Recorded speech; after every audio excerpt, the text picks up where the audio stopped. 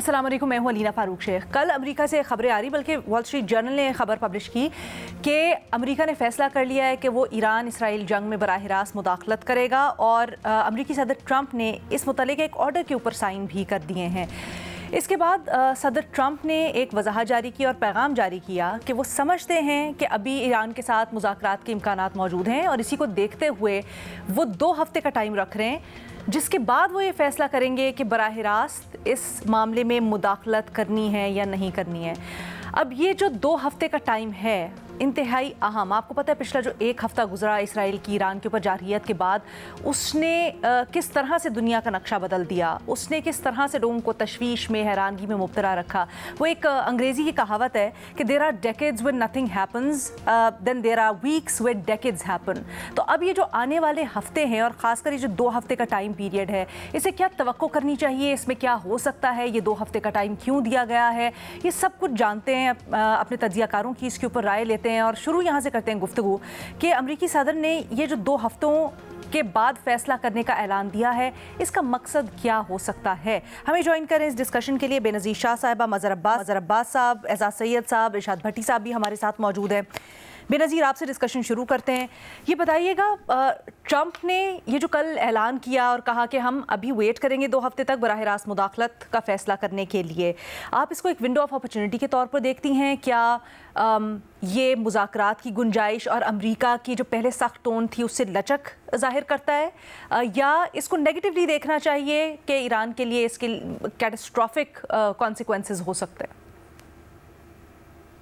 अलीना, मैं ज़रा डिस्क्लेमर दे दूं कि मैं मिडल ईस्ट की कोई एक्सपर्ट तो नहीं हूं और जो वहां पे रिपोर्टिंग हो रही है और एनालिसिस आ रही है उनके बेसिस पे मैं बात कर रही हूं। मैं इजराइल में जो मीडिया है उनकी रिपोर्टिंग देख रही थी। ये जो ट्रंप ने ऐलान किया कि 2 हफ्ते बाद वो फैसला करेंगे, तो वहां पे काफ़ी गुस्सा था और जो रिपोर्टर्स थे वहां पे इजरायली मीडिया में, वो कह रहे थे कि नेतन्याहू जो है वो ज़्यादा खुश नहीं होंगे, क्योंकि इस वक्त वो चाहते हैं एक फौरी जीत, वो चाहते हैं उनको एक क्विक विक्ट्री मिले। और इस वो जंग आपने शुरू तो कर दी, लेकिन अब मेरे ख्याल से ऐसा लग रहा है कि ना अमेरिका को और ना ही इजराइल को समझ आ रहा है कि इस जंग से निकलना कैसे है। इजराइल ने जब हमला किया ईरान के पे, उसके सिर्फ 2 दिन बाद ये खबरें आना शुरू हो गई कि वो अमेरिका के पास गए कि आप आए, आके इंटरवीन करें और हमारी मदद करें। इस वक्त इजराइल में बिलबोर्ड्स लगे हुए हैं कि अमेरिका फिनिश द जॉब, कि आप आए हमारे लिए ये जंग खत्म करें, क्योंकि शायद एक अंदाजा है कि जितनी ज्यादा हलाकतें होती रहेंगी, जितनी ज्यादा ये जंग बढ़ती रहेगी, उतना ज्यादा जो पब्लिक ओपिनियन है इजराइल में वो नेतन्याहू के खिलाफ जाएगा। फिर ये भी रिपोर्ट्स आ रही हैं कि जो इंटरसेप्टर्स हैं जिनको इस्तेमाल करता है इजराइल मिसाइल्स को रोकने के लिए, वो भी कम पड़ रहे हैं। वो अमेरिका दे तो देगा लेकिन वो इतनी तेजी से नहीं आएंगे। तो अभी इस वक्त लग ये रहा है कि अमेरिका भी चाह रहा है कि शायद बातचीत से कुछ मामले को हल करने की कोशिश किया जाए, क्योंकि जो वो क्विक मिलिट्री विक्ट्री थी वो इस वक्त नहीं मिल रही। अब ऑप्शंस क्या हैं? ऑप्शंस जो डिस्कस हो रही हैं मीडिया में, वो एक तो ये है कि इजराइल चाहता है कि वो जो फोर्डो में ईरान में जो वो इनरिचमेंट फैसिलिटी है अंडरग्राउंड, उसको अमेरिका जो है वो बॉम्ब करे। अब यहाँ पे मसला ये है कि ये इतनी सिंपल ऑप्शन नहीं है, क्योंकि अब अमेरिकी मीडिया में वो आपको ये बता रहे हैं कि एक बॉम्ब से तो वो डिस्ट्रॉय नहीं हो सकता या तबाह नहीं हो सकती फैसिलिटी, वो तो डीप अंडरग्राउंड है, उसको आपको बार बार बॉम्ब करना पड़ेगा। फिर ये भी कोई गारंटी नहीं है कि ये जो इनरिच यूरेनियम है वो ईरान ने वहां से हटा के कहीं और नहीं ले गए, तो आप फैसिलिटी तो उड़ा देंगे लेकिन फिर भी हो सकता है ईरान जो है वो न्यूक्लियर वेपन बना ले। फिर दूसरा मसला, जो दूसरी ऑप्शन थी जिस पे बात हो रही थी, वो था रजीम चेंज।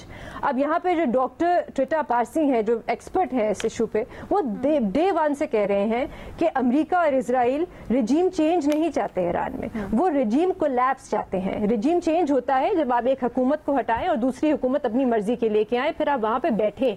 वो ये नहीं चाहते, वो चाहते हैं कि आप हुकूमत हटाएं और बिल्कुल वहां पे टोटल केओस हो जाए, ताकि ये ईरान जो है कभी भी उनके लिए خطرہ نہ بن سکے. اب یہ آپشن بھی جو ہے وہ اتنی سمپل نہیں ہے, کیونکہ آپ ابھی دیکھ رہی ہیں ٹی وی پہ کہ ایران میں لوگ سڑکوں پہ نکلے ہوئے ہیں, اپنی حکومت کے ساتھ میزائل گر رہے ہیں, لیکن پھر بھی ہر شہر میں لوگ نکلے ہوئے ہیں. اور بلکہ یہ بھی کہا جا رہا ہے کہ وہ لوگ جو حکومت کے خلاف تھے, جن پہ ایران کی حکومت نے بہت ظلم کیا تھا, جیلوں میں بھرا تھا, وہ ایکٹیوسٹ, وہ بھی اس وقت کہہ رہے ہیں کہ ہم حکومت کے ساتھ ہیں.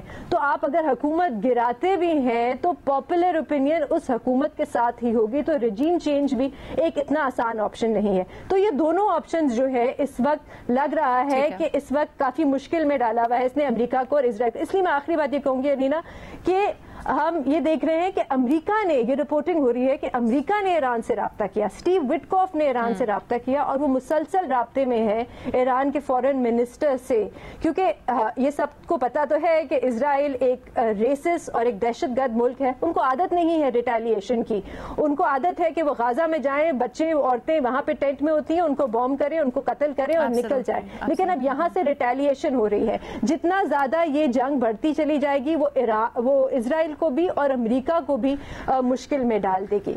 ایک آخری بات میں ضرور کہوں گی الینا کہ اس وقت جو بات چیت ہو تو جائے گی ایران اور امریکہ کے درمیان, لیکن مجھے لگتا ہے وہ جو ٹرسٹ تھا وہ کبھی بھی اب ایران کو ٹرمپ پہ نہیں ہوگا. انہوں نے پہلے بھی ان کو دھوکہ دیا 2017 میں, اور اس بار بھی ان کو دھوکہ دیا. تو مجھے لگتا ہے, یہ میری رائے ہے, مجھے لگتا ہے کہ ایران اب چاہے کچھ بھی ہو جائے اپنے نیوکلیئر ویپن بنا کے چھوڑیں گے, کیونکہ جو سیکھا ہے دنیا نے بھی اور ایران نے وہ یہ کہ اگر آپ کے پاس نیوکلیئر ویپن ایسی صورت میں مذاکرات بڑے مشکل ہو جائیں گے. کر سکتا ہے, ایسے میں مذاکرات کیسے کرے گا امریکہ؟ صورتحال ہے الینا کہ جہاں پہ آپ کے ایک نیوکلیئر آرم ریس دنیا میں شروع ہو جائے گی, اور اس کے ذمہ دار صرف اور صرف امریکہ ہے. اچھا اعزاز سید صاحب, آپ کہیے گا اس نقطے کے اوپر واپس آتے ہیں, بٹ یہ جو 2 ہفتے کا پیریڈ ہے اس سے ہمیں کیا ایکسپیکٹ کرنا چاہیے؟ کیا ایسا تو نہیں ہے کہ امریکہ ایگزاسٹ کر دے گا اس 2 ہفتے کے اندر ایران کو؟ کیونکہ آبویسلی ہم بات تو کر رہے ہیں کہ ایران کس طرح سے اپنا دفاع کر رہا ہے, اسرائیل کے اوپر حملے کر رہا ہے, but fact of the matter is کہ ایران کا بھی بڑا نقصان ہو رہا ہے. تو اگر مذاکرات ہی کرنے ہیں تو ویکر پوزیشن اور ہوتی جائے گی. جی میرے خیال میں اگر امریکہ کی ٹریک ریکارڈ دیکھا جائے تو امریکہ ہمیشہ اس طرح کی جو سچویشنز ہیں اس میں اپنی ایک پولیٹیکل کیلکولیشن کرتا ہے, اور بعض اوقات جب ریکوائرڈ رزلٹ نہیں آتے تو اس ٹائم کو وہ بڑھا دیتا ہے. میرا یہ خیال ہے کہ جو ابتدائی 2 جو ان کے آبجیکٹیوز تھے, نمبر 1 یہ کہ ایران کا جو نیوکلیئر سسٹم ہے اسے مکمل طور پر ختم کر دیا جائے, ان کی نیوکلیئر انریچمنٹ کو ختم کر دیا جائے, نمبر 1, اور نمبر 2 کہ ایران کے اندر رجیم چینج کیا جائے, یا رجیم کولیپس کہہ لیں یا چینج کہہ لیں, ایکچولی رجیم چینج کرنا چاہتے ہیں. تو ابتدائی طور پہ جو پہلا حملہ ہوا ہے 13 جون سے ابھی تک اسرائیل کامیاب نہیں ہوا ایران کے اندر رجیم چینج کرنے میں, اور ایران کی طرف سے بھی ابھی تک کوئی ایسا اقدام نہیں کیا گیا جو امریکہ کو براہ راست کوئی اس بات کا جواز دے سکے کہ امریکہ اس جنگ میں کود پائے. اب لگ یہ رہا ہے کہ بیک ڈور چینلز پہ جو گفتگو ہو رہی ہوگی, جو یقینی طور پہ ہمیں پتہ نہیں, اور ہم ایک اندازہ کر رہے ہیں کہ بیک ڈور چینل پہ کیا باتیں ہو رہی ہوں گی. اسرائیلی جو ایڈمنسٹریشن ہے اور اسرائیلی اسٹیبلشمنٹ ہے وہ امریکی اسٹیبلشمنٹ کو اس بات پہ قائل کرنے کی کوشش کر رہی ہوگی کہ آپ اس جنگ میں آ جائیں, لیکن امریکی اسٹیبلشمنٹ نے بھی اپنی انٹرنل پالیٹکس کو دیکھنا ہے, ڈونلڈ ٹرمپ نے بھی امریکہ کے اندر اپنی انٹرنل پالیٹکس کو دیکھنا ہے.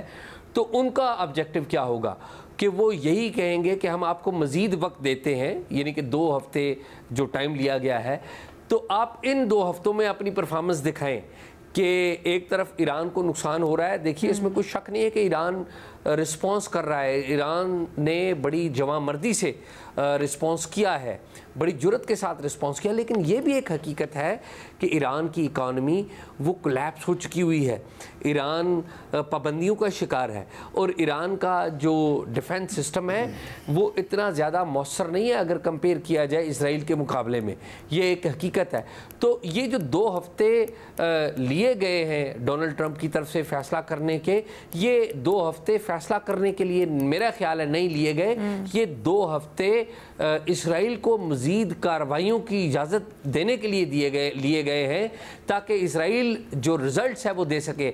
या तो वो पूरा इस बात को रिपोर्ट करे कि जी हमने वाकई उनकी इस्टेब्लिशमेंट को कोलैप्स कर दिया है और रजीम चेंज हो सकती है, और साथ ही साथ हम उनकी यूरेनियम का जो इनरिचमेंट के जो प्लांट्स हैं, जौहरी प्रोग्राम के मुख्तलिफ प्लांट्स हैं, उनको ख़त्म कर दिया है। आज भी अभी मेरी थोड़ी देर पहले ईरान में बात हो रही थी तो ये बताया जा रहा था कि तेहरान के अंदर और ईरान के नवा में उन तमाम जगहों पर बमबारी इसराइल कर रहा है जहाँ पर मुमकिना तौर पर खामनाई जो कि ज़ाहिर है उनके रूहानी पेशवा हैं वो वहाँ पर हो सकते हैं, और दूसरी जो उनका जो टारगेट है वो ईरान का जो न्यूक्लियर प्लांट्स हैं, उनकी न्यूक्लियर फैसिलिटीज़ हैं, वो उसके ऊपर है।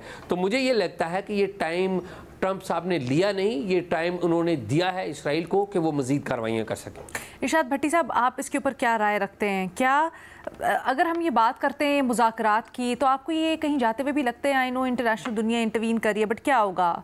अमेरिका इतने सब कुछ के बाद सैंक्शंस हटा देगा इसराइल के ऊपर से, ईरान के ऊपर से? अमेरिका उनको सेफली ऑपरेट करने देगा?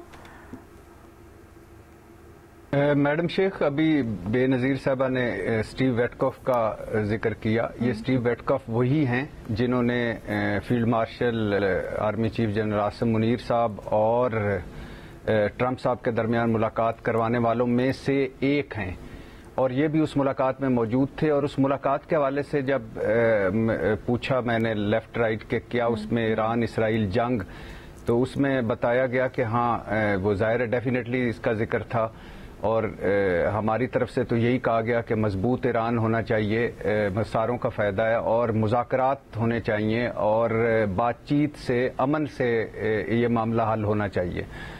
तो और उसके बाद ट्रंप साहब ने इस पे बात भी की कि वो बहुत अच्छी तरह जानते हैं ईरान को, और एग्री यानी करते हैं हम दोनों बहुत सारे नुकात पे, और फिर उसके बाद ये वक्त भी मिला।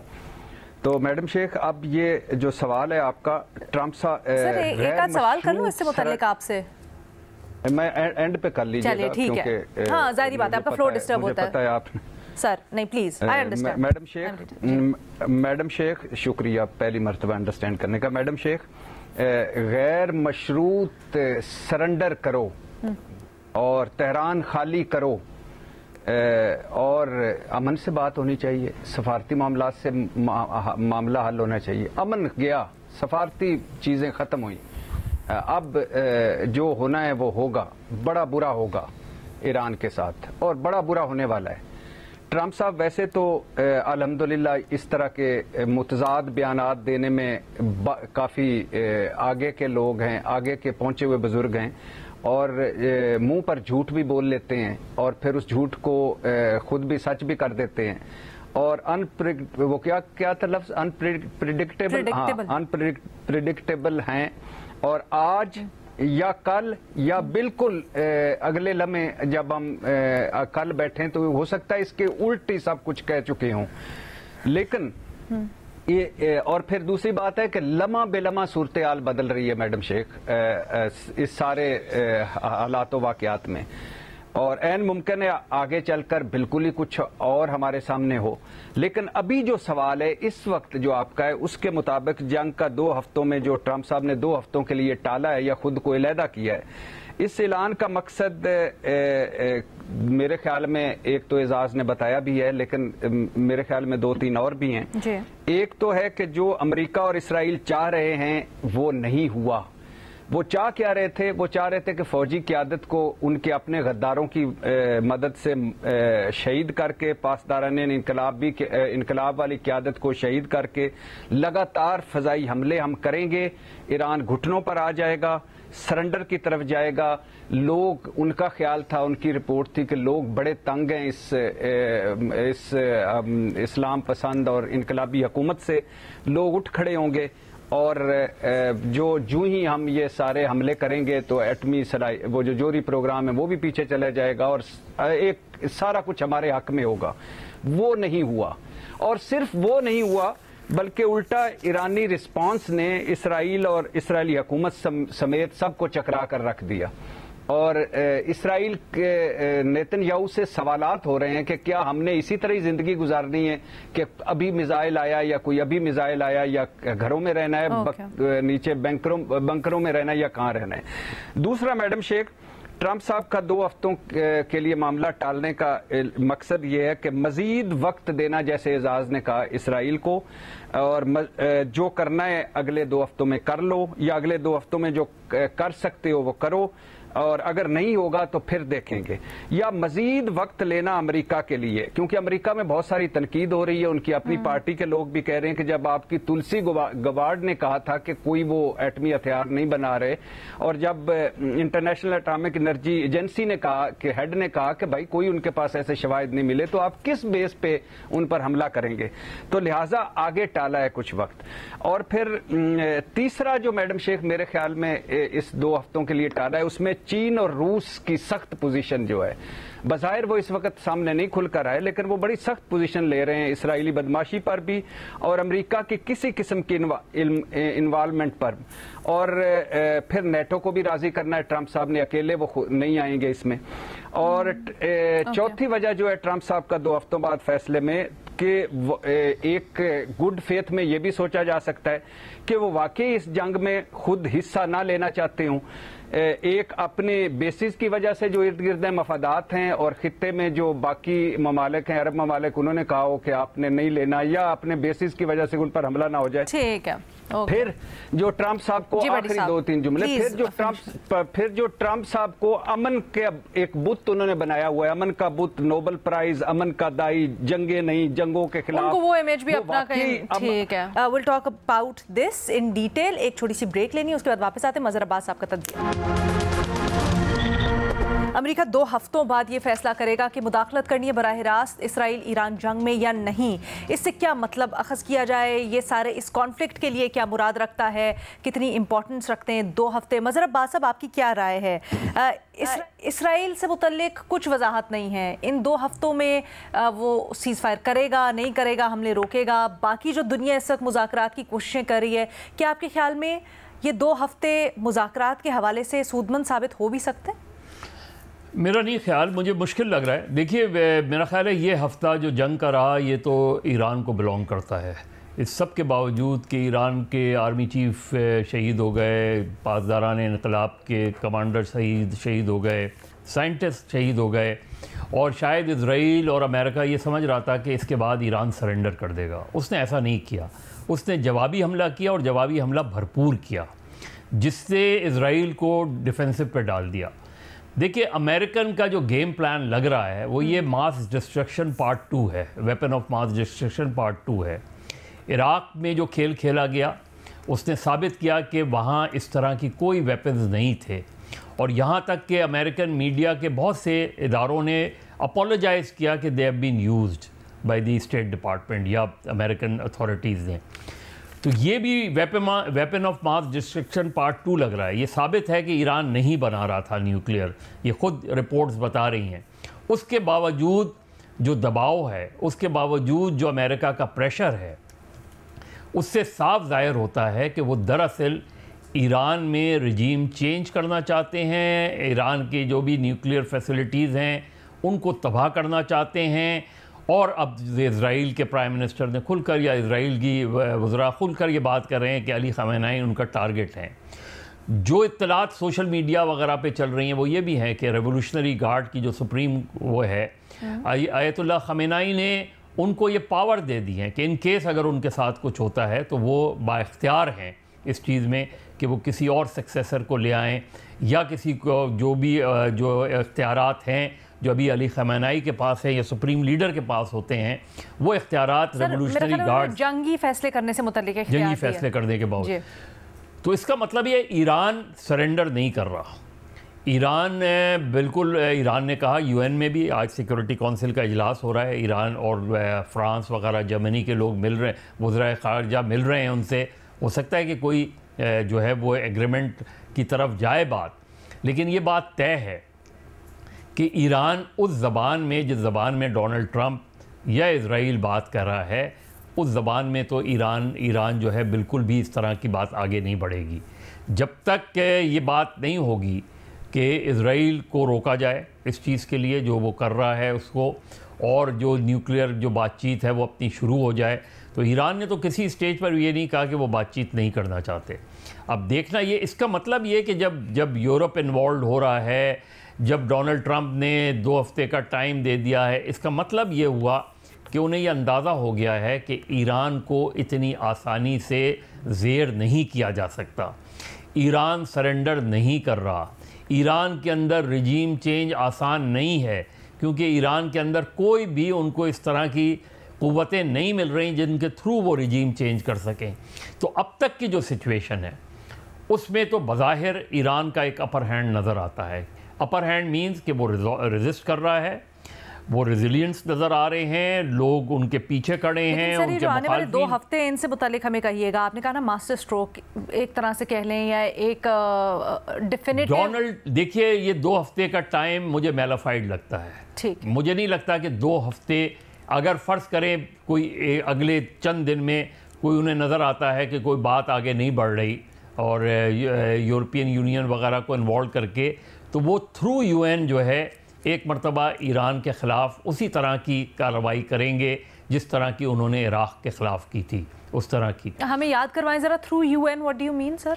यूएन से रेजोल्यूशन पास हुआ था ना, ये सारा वॉर एंड टेरर और ये इराक़ पे जो अटैक हुआ है वो यूएन के बाद हुआ। यूएन ने उसके बाद पलट के ये नहीं पूछा कि वेपन ऑफ मास डिस्ट्रक्शन किधर है कि नहीं है, जिसकी बुनियाद पे यूएन का रेजोल्यूशन बनाया गया था। और यही सबसे बड़ा यूएन पर क्वेश्चन मार्क है कि पूरा इराक डिस्ट्रॉय कर दिया उन्होंने, वेपन ऑफ मास डिस्ट्रक्शन नहीं निकला, नहीं मिला। तो वो चीज़ वही खेल जो है वो रिपीट किया जा रहा है विद ईरान उसमें। और ईरान तन्हा है, ईरान अकेला लड़ रहा है।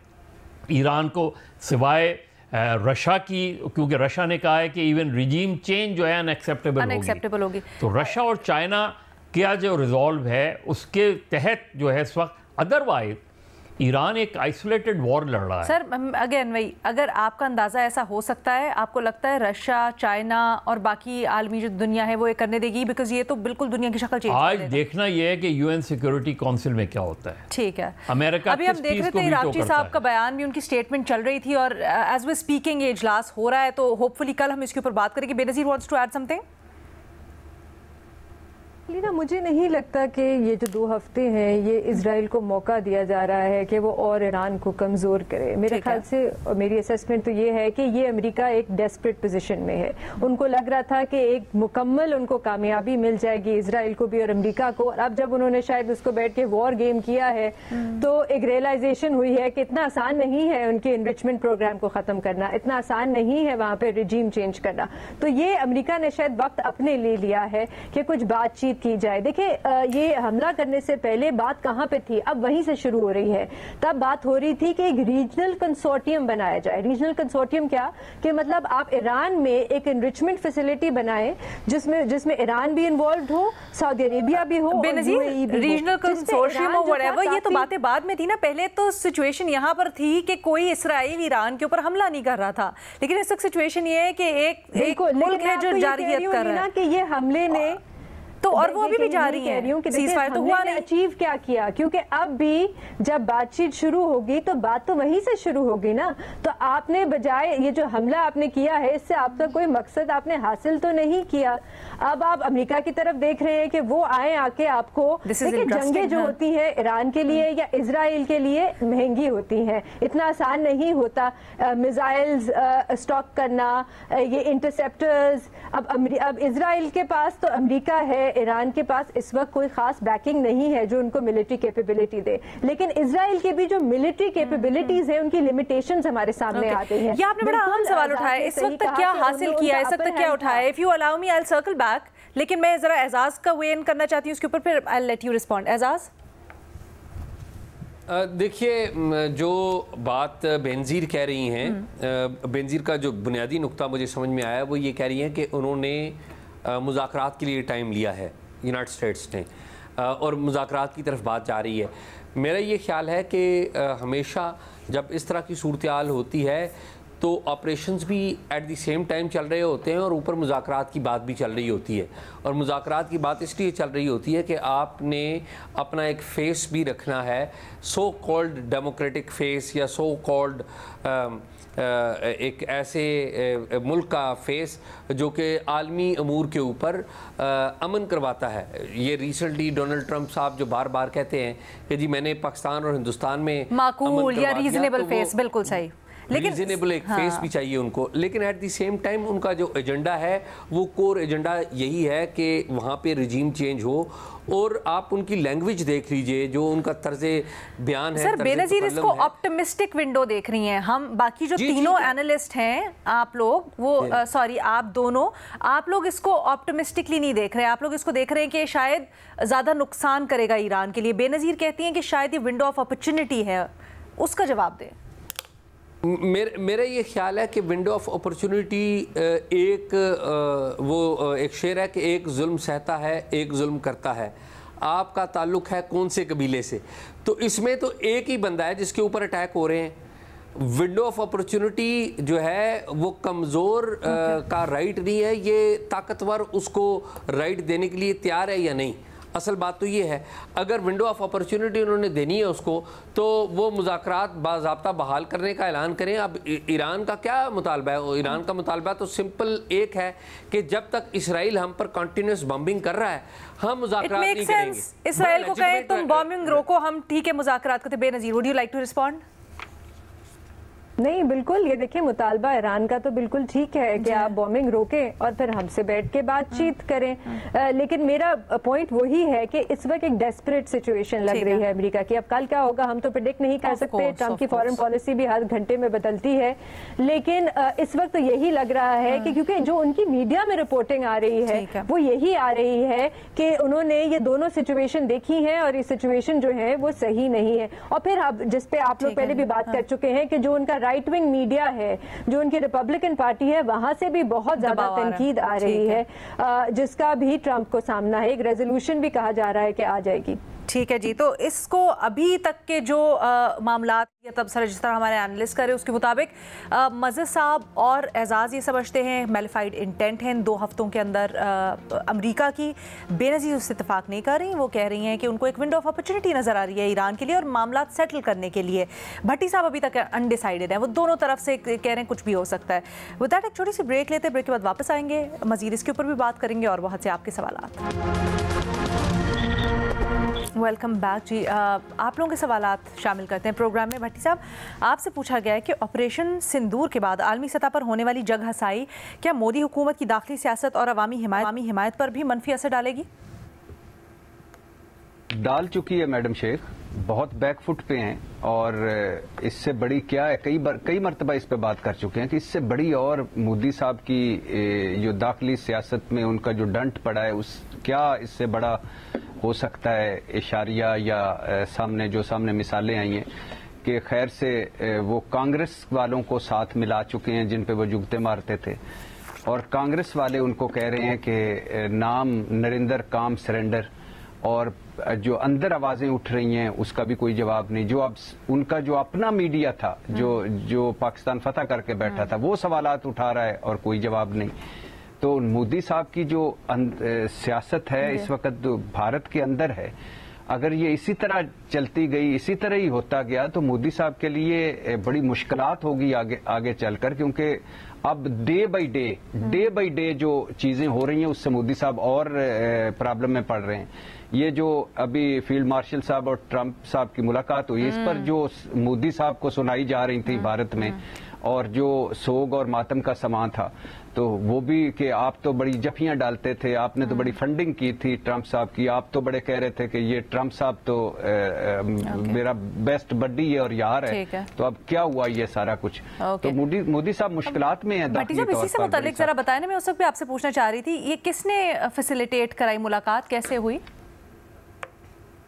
میڈم شیخ, اس میں آج آپ کے مرتضی علی شاہ صاحب کی سٹوری بھی آئی ہے کہ ایک ہمارے فوجی افسر, اعلیٰ فوجی افسر نے جو پہلے چلے گئے تھے, میجر جنرل ہیں, اور وہ چلے گئے تھے नाम ज़ाहिर उन्होंने भी नहीं बताया, मैं भी नहीं बताना चाहता, लेकिन वो गए थे और उनके और एक जो आए थे अमरीकी इधर बिजनेसमैन जो आके उन्होंने जिन्होंने प्रेस कॉन्फ्रेंस की, जिन्होंने कहा था कि रिचर्ड गर्नेल जो है वो गुमराह हो गया था या उसे गुमराह किया गया था, वो ट्रंप साहब के दोस्त हैं, वो भी इसमें शामिल थे। फिर स्टीव वेटकॉफ जो वो भी इस मुलाकात में शामिल थे, और फिर जाहिर है वो मुलाकात करना भी चाहते थे। तो आपकी भी कमोबेश यही इत्तलात हैं सर, क्या कोई मुतालबा भी किया गया है कोई मुतालबा भी किया गया इस मुलाकात के अंदर ईरान से मुतल्लिक, या कोई किरदार अदा करने को भी पाकिस्तान को कहा गया ईरान से मुतल्लिक?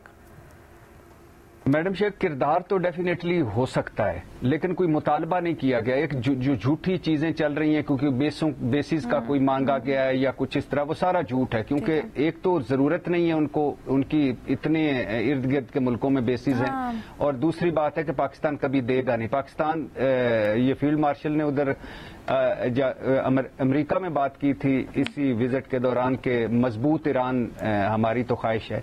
तो मेरा ख्याल है कि कोई ऐसी वो जो मुतालबे वाली कोई बात नहीं, लेकिन किरदार का हो सकता है। अच्छा जी, आगे बढ़ते हैं। बेनज़ीर, आपसे पूछा जा रहा है सुप्रीम कोर्ट के जजेस के लिए बैरून मुल्क जाने से कबल एनओसी और पेश की दरखास्त की शर्त आयद कर दी गई है, आप इस कदम को कैसे देखती हैं? लीना, मैंने तो जब ये ऑर्डर पढ़ा तो मुझे तो ये बहुत ही डिमीनिंग और एक इंसल्टिंग ऑर्डर लगा, क्योंकि ये कॉन्स्टिट्यूशनल ऑफिस होल्डर्स हैं जिनकी आप बात कर रहे हैं, ये कोई आम एम्प्लॉयज़ नहीं है किसी कंपनी में। हाँ ठीक है, आप किसी कंपनी में काम करते हैं तो आप अपने बॉस को बता के जाते हैं कि हम छुट्टी पे जा रहे हैं इतने दिनों के लिए, बट लेकिन सुप्रीम कोर्ट में जो चीफ जस्टिस होते हैं वो बॉस तो नहीं होते। सारे सुप्रीम कोर्ट के जजेस जो होते हैं वो इक्वल होते हैं, तो आप इन्फॉर्म करते हैं। क्योंकि मैं कुछ वकला से भी पूछ रही थी कि इंडिया में, अमेरिका में किस किस्म की रवायत है, वो कहते हैं वहाँ पे जो जजेस होते हैं सुप्रीम कोर्ट के, क्योंकि एक कॉन्स्टिट्यूशनल ऑफिस है, वो इन्फॉर्म जरूर करते हैं, लेकिन ये नहीं होता कि आप एनओसी मांग रहे हैं, आप परमिशन मांग रहे हैं, और ये तक पूछा जा रहा है कि आप बताएं कि जब आप जाएंगे तो आपका एड्रेस क्या होगा। तो अलीना, इस सब चीज को मेरे ख्याल से कॉन्टेक्स्ट में देखने की जरूरत है, और कॉन्टेक्स्ट यही लग रहा है कि अभी तक रियासत के साथ जो वन पेज पे नहीं है जजेस, उनको पे तंग किया जाएगा। बेनज़ीर, क्या हमें वजह पता है ये कदम लिया क्यों गया? जो ये फैसला हुआ क्यों, ये हमें क्या वजह पता? मुझे नहीं पता, मैं कोर्ट रिपोर्टिंग नहीं करती, लेकिन अगर आप कल का भी फैसला देखें तो ये पूरी चीज कॉन्टेक्स्ट में आ जाती है कि अब जो जजेस हैं, जो सख्त फैसले लेते हैं, जो सख्त सवाल पूछते हैं, उनको अब हटा के दूसरे हाई कोर्ट से ट्रांसफर कर दिया जाएगा, कोई और जज ले आएंगे, क्योंकि अब तो ये आईनी है। अब तो ये भी पता चल रहा है कि रूल्स भी शायद बनाए जाएं जजेस की कारकर्दगी को इवैल्यूएट करने के लिए।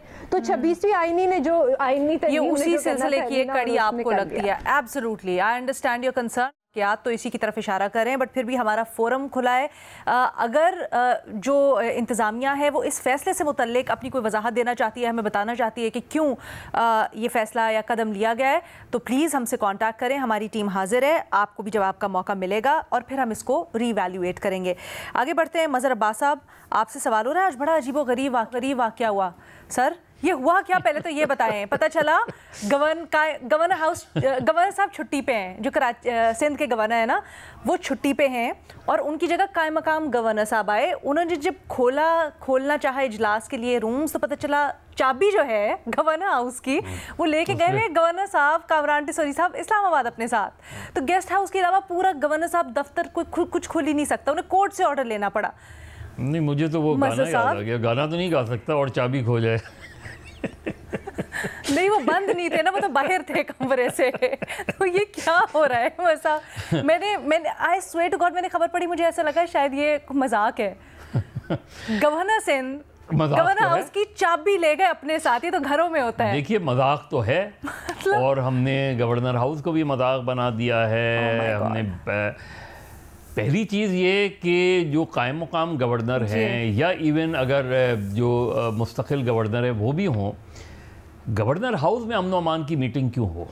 अच्छा, इसलिए कि देखिए, पार्लियामेंट्री डेमोक्रेसी में प्रेसिडेंट हाउस और गवर्नर हाउस सिर्फ सिंबॉलिक होते हैं, यानी गवर्नर हाउस जो होता है वो वफाक की नुमाइंदगी करते हैं। ये law and order provincial government का काम है, और प्रोविंशियल गवर्नमेंट रन होती है अंडर चीफ मिनिस्टर।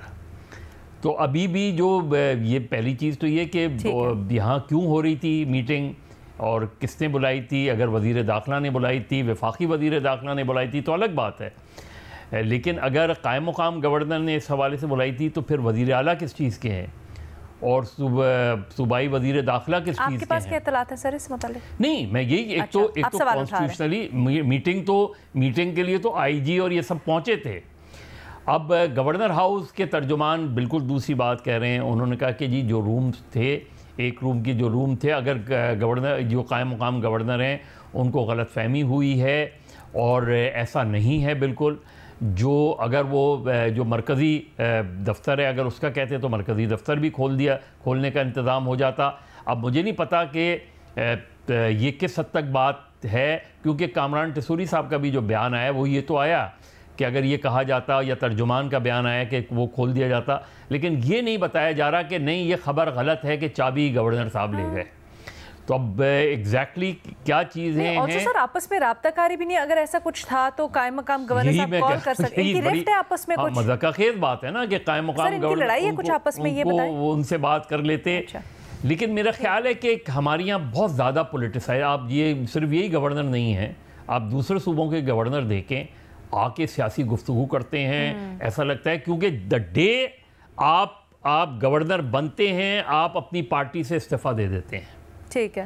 اصولی طور پہ آصف علی زرداری صاحب کو بھی ایز اے کو چیئرمین مجھے نہیں پتا کہ انہوں نے استعفیٰ دیا نہیں دیا، کیونکہ صدر اور گورنر کا جو منصب ہے وہ ہے یہ کہ آپ پھر کسی سیاسی جماعت کے نمائندے نہیں ہوتے. ٹھیک ہے. وزیر اعلیٰ یا وزیر اعظم کا الگ بات ہے. یہ جو ایپیسوڈ ہوئی ہے آئی ہوپ اس کی کچھ وضاحت ملے. بہت ہی عجیب و غریب معاملہ. اعزاز سید صاحب سے سوال کرتے ہیں. اعزاز، آپ سے پوچھا گیا ہے اسرائیل میں ایرانی حملوں کے دوران بمباری سے بچنے کے لیے بنائے گئے شیلٹر سے فلسطینی شہریوں کو باہر رکھا جا رہا ہے، ایسا بین الاقوامی میڈیا رپورٹ کر رہا ہے. تو کیا ایسی تفریق انسانی حقوق کی خلاف ورزی نہیں؟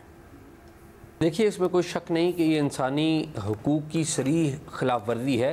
اگر آپ دیکھیں تو چوتھا جو کنونشن ہے جنیوا کنونشن، اس میں واضح طور پر لکھا گیا ہے کہ جنگ کی صورت میں یا کسی کانفلکٹ کی صورت میں آپ جب شیلٹر فراہم کرتے ہیں تو اس میں کسی قومیت یا مذہب کی بنیاد پر تقسیم نہیں کی جا سکتی. تو عملی طور پر یہ اقدام جو جنیوا کنونشن ہے اس کی خلاف ورزی ہے، اور اگر دیکھا جائے تو اسے کوئی بھی عالمی عدالت انصاف میں بھی لے جا سکتا ہے. لیکن آپ کو پتہ ہے کہ اس وقت عالمی سیاست کے اور عالمی قوانین کے رنگ جو ہے اور جو ان کا جو تعین ہے وہ طاقت کر رہی ہے، اور بدقسمتی سے بلیٹنٹ ہیومن رائٹس وائلیشنز ہو رہی ہیں، لیکن کوئی پوچھنے والا انفارچونیٹلی نہیں ہے. سر بڑے افسوس کے ساتھ کہنا پڑتا ہے جو غزہ میں انہوں نے کیا، جو باقی جگہ پہ کیا اسرائیل انسانی حقوق کیا ہو رہا ہے. بٹ یہ مجھے تھوڑا سا بتائیے، تو انسان دشمنی ہے نا اپنے لوگوں کے ساتھ. اسرائیل سے یہ ایکسپیکٹڈ نہیں تھا کہ کم از کم وہ اپنے لوگوں کے ساتھ چاہے کسی بھی رنگ، نسل یا مذہب کے ہوں ان کو تحفظ دے گا؟ انہوں نے وہ لائن بھی پار کر دی. کوئی شک ہی نہیں اس میں. اسرائیل کی مطلب دوسروں کا تو نہیں، اپنے لوگوں کا بھی نہیں ہے. جی دیکھیں، وہ اپنے اور پرائے لوگوں کا جو تعین ہے وہ ان کے مذہب کی بنیاد پہ کرتے ہیں. اگر مذہب کی بنیاد پہ نہ کرتے ہوں تو یہ فیصلہ کرنے کی ضرورت نہ پڑے، اور اگر یہ فیصلہ کر رہے ہیں تو اس بات کا ثبوت ہے کہ وہ کسی قسم کے قانون اور اخلاقیات کو نہیں مانتے. اور یہ فیصلہ جو حکومت کی طرف سے کیا گیا ہے، اسرائیل کی حکومت کی طرف سے، یہ اس بات کا خود ثبوت ہے کہ اسرائیلی حکومت کسی قسم کے انسانی حقوق پر یقین نہیں رکھتی، اور نہ ہی وہ ابراہمک اکارڈ جس کے اوپر بڑی پازیٹیو ایکسپیکٹیشنز تھی پوری دنیا میں، ہم بھی اس کے اوپر پازیٹیو ایکسپیکٹیشن رکھتے تھے کہ شاید کوئی بہتری ہوگی، لیکن ثابت ہو رہا ہے کہ شاید وہ ابراہمک اکارڈ پہ بھی یقین نہیں رکھتے، اور نہ ہی اخلاقیات پر، نہ اصولوں پر، نہ عالمی قوانین پر یقین رکھتے. بہت شکریہ اعزاز سید صاحب. اس کے ساتھ اجازت دیں. اللہ حافظ.